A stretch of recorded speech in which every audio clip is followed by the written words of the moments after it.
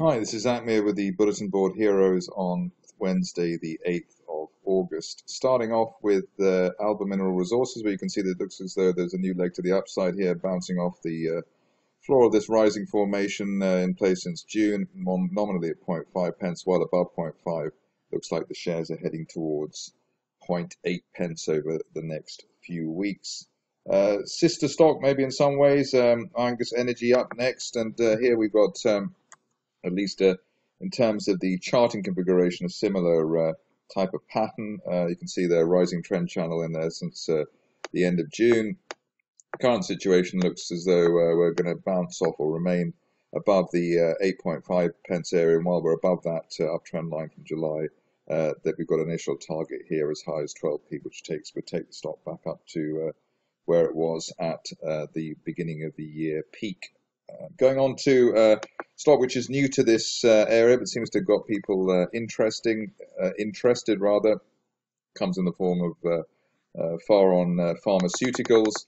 Here we've had something of a formation or a triangle breakout here with the break above the 50-day moving average around 83 pence, and really while we're above that and former resistance from July, looks as though we could retrace some or even all of the pullback down from the May peak, so looking towards, say, the 140, 150 area as a target there for the shares. Ideally, we don't go back below the 100p level, which was the old July peak, with the stop loss at the 50-day moving average, as hinted a minute ago.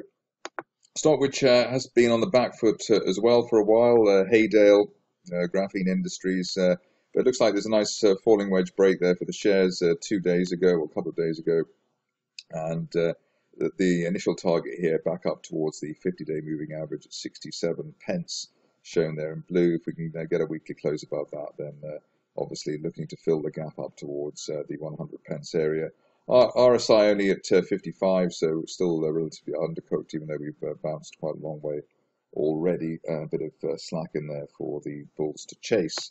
On to stock which is gets the occasional mention here on Bulletin Board Heroes, Innovaderma.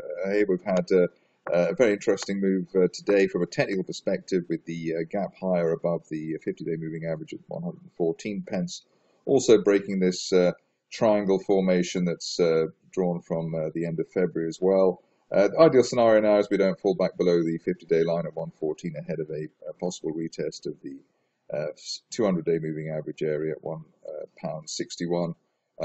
Obviously, one would hope this is not just a flash in the pan move, but that's why we've got the notional stop loss there at the 50-day line. Bit of a buzz around KOOVs earlier in the week, so it might be worth just checking the share price chart here at the moment. A bit disappointing that we haven't had the follow through the 200-day moving average at 15.13. That would be the real sort of trigger for optimism on the shares. We do have a bit of a downflow as well for the stock, as I've drawn there, but basically 200-day moving average needs to be broken over the next few sessions, and ideally even the 50-day average at 16.6 before we look for a retest of last month's best levels through 25 pence. A bit of a spike yesterday in Pathfinder Minerals. Just to finish off, here we can see that the shares, after being sideways for a number of weeks, hit the 50-day moving average at 1.17 pence. That's still the 1.11 pence.